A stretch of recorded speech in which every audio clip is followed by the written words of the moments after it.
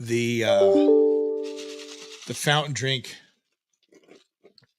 is cold, and it's time for what's the second time this week I've done this? It's terrible. What a poor customer experience I'm providing to you. I'm sorry. My apologies. It's Friday though. We had to do an update. Things are really busy. It's been a crazy week, good and bad, right? But thank you so much for being here. Let me start out by plugging CGR Radio, Classic Guitar Rock Radio. We continue to add more and more listeners. It's awesome. We've got a sponsor, and I'm just going to throw this plug out to you. Our listenership is small. It's growing, right? I mean, we have so far since April 1, I don't have the numbers right in front of me. We have 3,000 listener. I mean, it's growing. It's not huge. But if you are a business that markets particularly to an online audience, right? That your normal marketing is, you sell a good or a product that people order. It's what I'm saying is outside of the Spokane area, right? You can't localize a whole lot, but there's still a significant reach there that you can reach for a very economical price. Let me just say this. You would be shocked at how inexpensively you could market and be a sponsor on Classic Guitar Rock Radio. Just throwing it out there. That's my sales pitch. If you are trying to reach an audience and majority male, it's we play classic rock. It's Gen Xers. So you can imagine it's probably a mostly male audience over 40, but there's a lot of disposable income in that group. That's a very attractive demographic. Hey, I'm just throwing it out there. If you have a product or service you want to market and hit that demo, shoot me an email, classicguitarrock@mail.com, and you will be pleasantly surprised at how inexpensively you can get your message out. I'll just throw that out there. Let's hop to the news. Bruce K is checking in. Good morning, Bruce. Good to hear from you. Thank you for chiming in. And as always, any of you that are watching on X or on YouTube or on Facebook, come on in. The water's fine. Say good morning to Bruce. Let's talk about Heart. And before I share this news about Heart, I have over recent months been listening to more and more Heart. And I'm talking about the 70s Heart. And they were awesome. Seriously, you go back to those 70s Heart albums, the musicianship, they're just awesome. They were one of the great rock bands of the era. And I'm not sure they get the credit they should, because those are phenomenal records. Now, later in the 80s, when they had even more commercial success, they were a great pop rock band. Don't get me wrong. They put out good stuff, but it ain't the same as the stuff in the 70s. Just phenomenal music. They were more, I'll get in trouble when I say this. They sounded more like Led Zeppelin in the late 70s than Led Zeppelin sounded like Led Zeppelin. I mean, they really kind of took that mantle and made it even more, it sound better, right? The genius, as smart as Jimmy Page was, he put some crappy sounding guitar tones on their records. He's a great producer, very creative. I get that. He's one of the masters. But man, he recorded some nasty sounding guitar tones. He did. Heart, to me, took what Zeppelin was doing. And by the end of the 70s, Zeppelin was kind of a little boring, guys. Sorry, people don't want to hear. In Through the Outdoor, kind of boring. I'm going to get in all kinds of trouble today.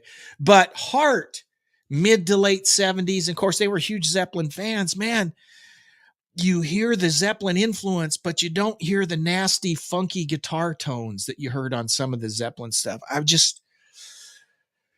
I love Heart. I love that era, the late 70s, the 70s era Heart, I'll call it. And then by the time the 80s roll around, it was still good, but it wasn't the same, right? It changed.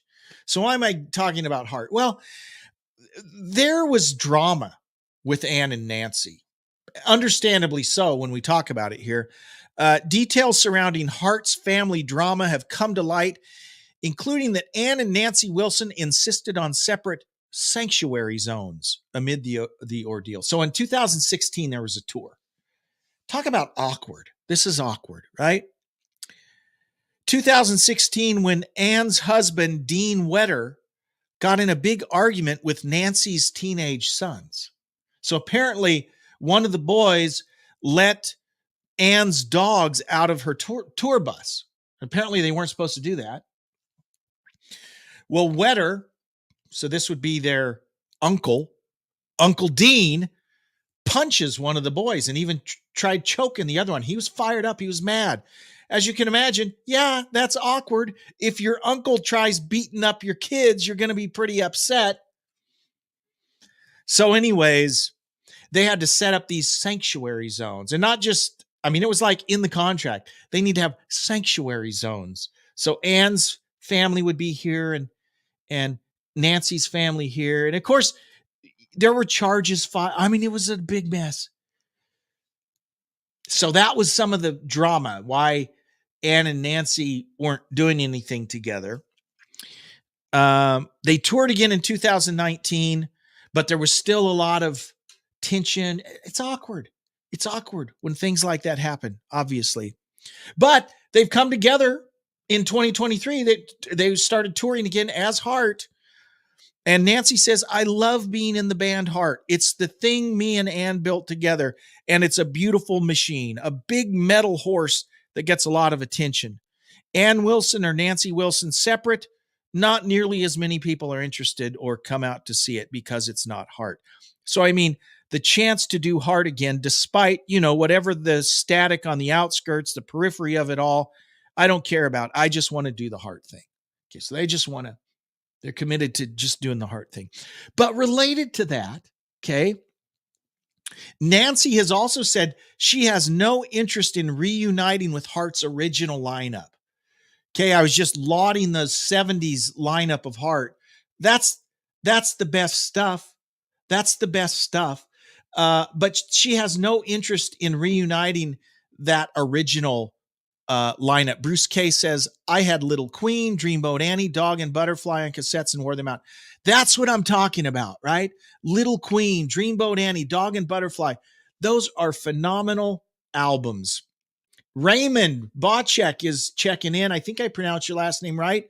Raymond says, money rules. Yeah, money does have a way of making people settle their differences, right? Let's see. Peace of mind. Peace of mind. Marianne says, to be fair, I don't think I could have spent time on the road with my sister. Sharing a room was enough. I can relate. I have two older sisters, and they did share a room, and it wasn't good all the time. That's awesome. Yeah, the family dynamic. We love our families to death, but there's a reason we grow up and at 18 we leave, right?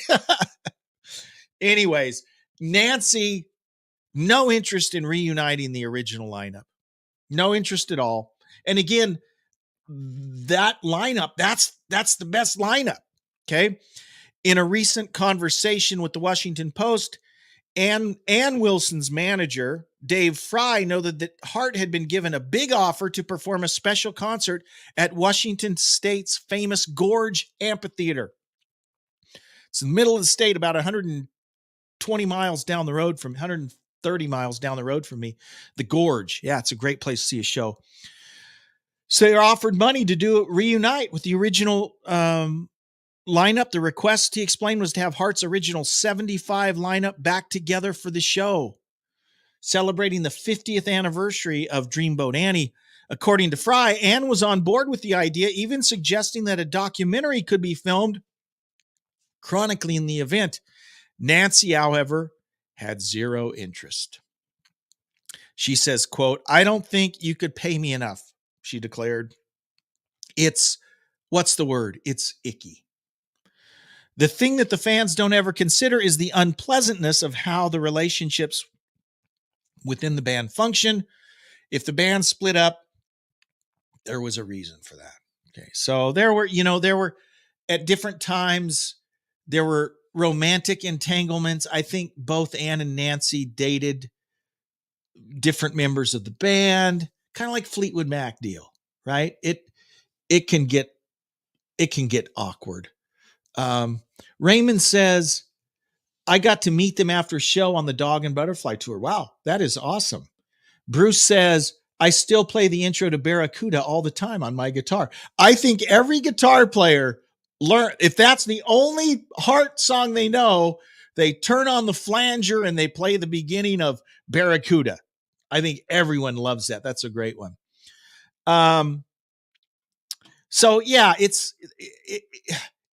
interesting, the dynamics when you've got a band and when you've got, let's be honest, guys, when you've got a band that has men and women, that typically adds another wrinkle. I mean, look at Fleetwood Mac, Heart. If you get members that are dating each other and all of that, that adds a wrinkle of complexity there as well. So basically that original lineup broke up in like the early 80s. Howard Leese was the only one that stayed with Ann and Nancy throughout the 80s. The Fishers, let me get the names right here. So Roger Fisher was a guitarist, bassist Steve Fossen, and then there was another Fisher. Michael Fisher was the band's manager. So the Fisher brothers were involved. Anyways, they broke up, right? Howard stayed with them throughout the 80s, Howard Leese.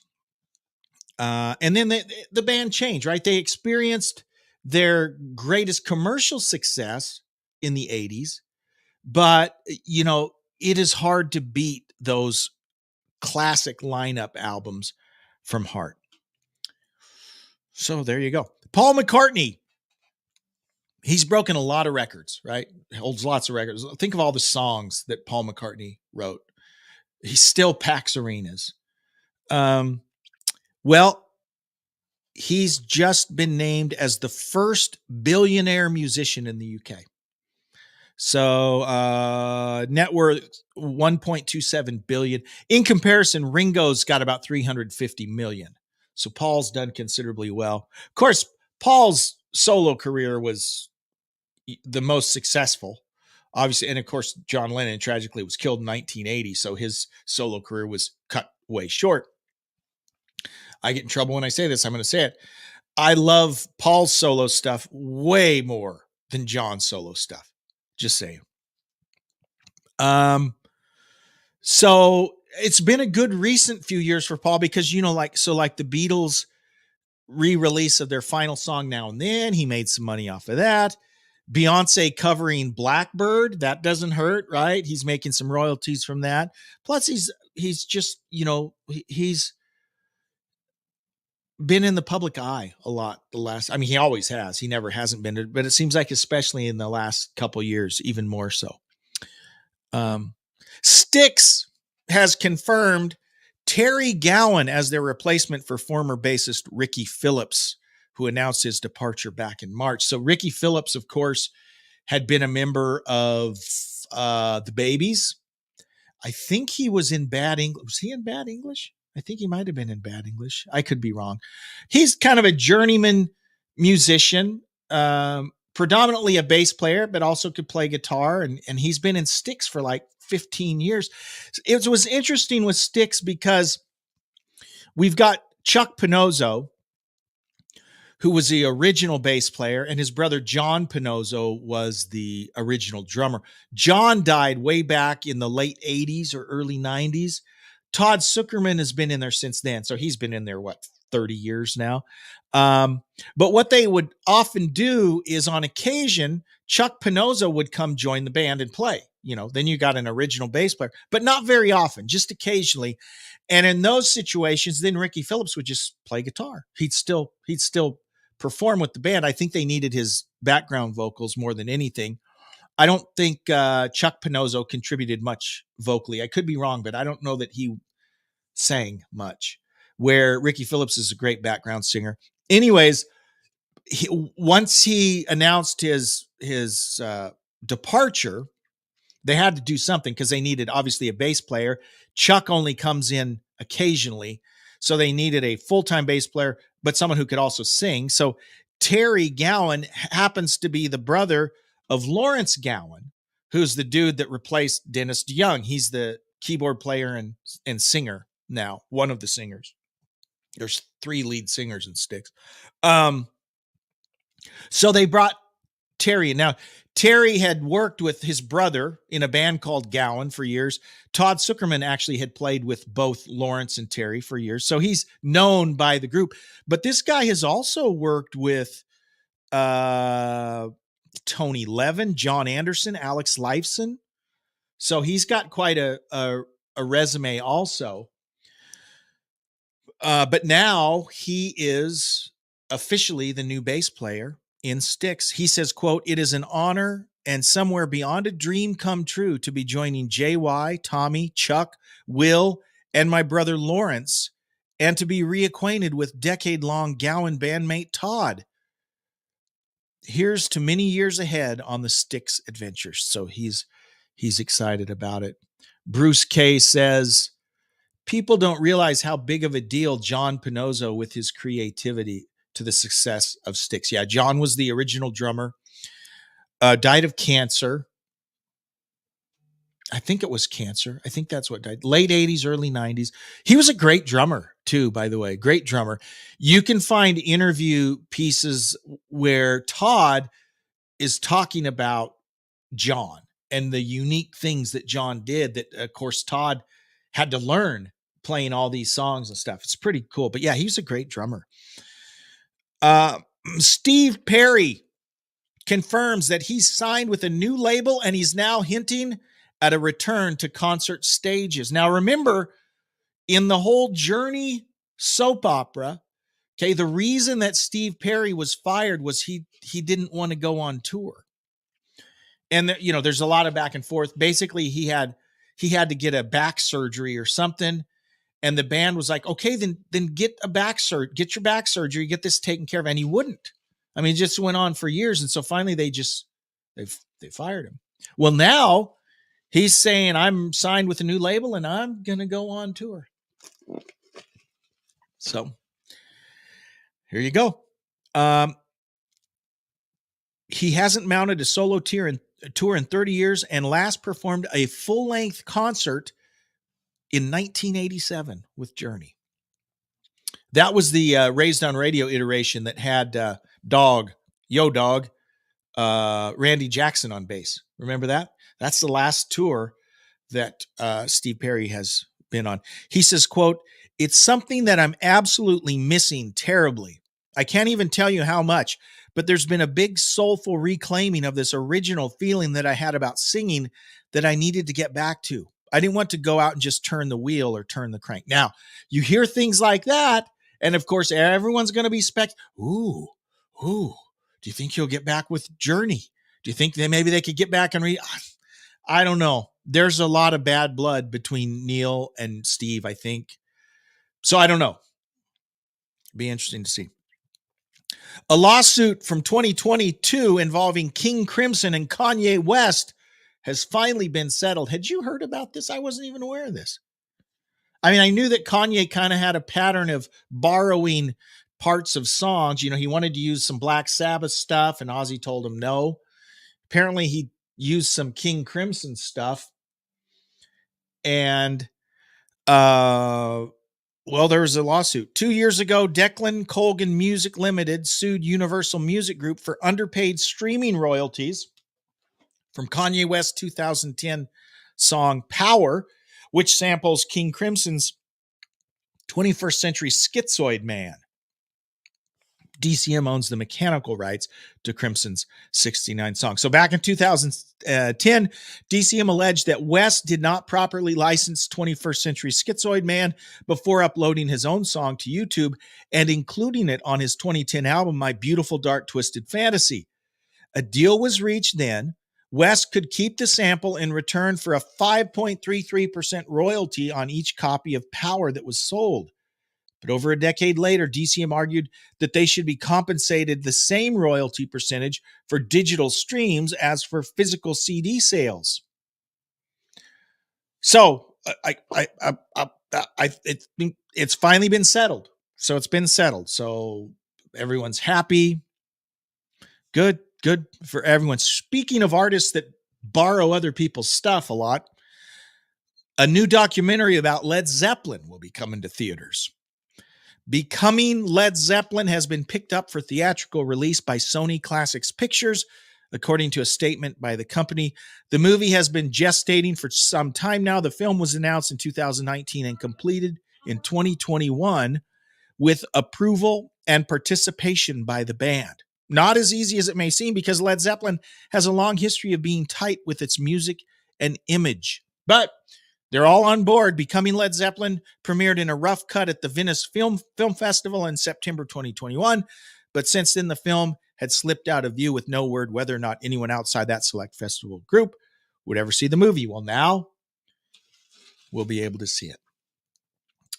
Let's see. Raymond says, I think he's talking about Heart here. Got them to autograph the picture disc LP on the vinyl record with the heart on the teeter-totter. Yeah, okay, that's about Heart. And then he also says, I've met Journey and hung out with them in Detroit in 79 and 80. That's when Neil had his big afro still. That's cool. That is awesome. All right, one last thing. New music alert. Bon Jovi has released the official Neville Bernard directed lyric video for the band's new single, Living Proof. The track is taken from Bon Jovi's upcoming 16th studio album, Forever, which will arrive on June 7th. The new LP is now available for pre-order, where fans can find exclusive colored vinyl options, CDs, cassettes, and limited edition signed copies. That's cassettes again. See how they're making cassettes again? That's crazy. Here's a quote from Bon Jovi. We bring back the talk box. The idea based on Peter Frampton and Joe Walsh and our using it first on Living on a Prayer. This is a big old rock song, just the way you like it. So if you love that talk box from Living on a Prayer, you'll like it. I'm gonna go check it out. Haven't seen it yet. All right, guys, thank you so much. Thanks for tuning in for the update. Thanks for following us on Twitter, on YouTube, on Facebook. If you haven't checked out the radio station yet, take a minute. Go to classicguitarrock.com, classicguitarrock.com. Just click on that big white button that says CGR Radio. Check it out. Let me know what you think. Have a great weekend. Live long and prosper.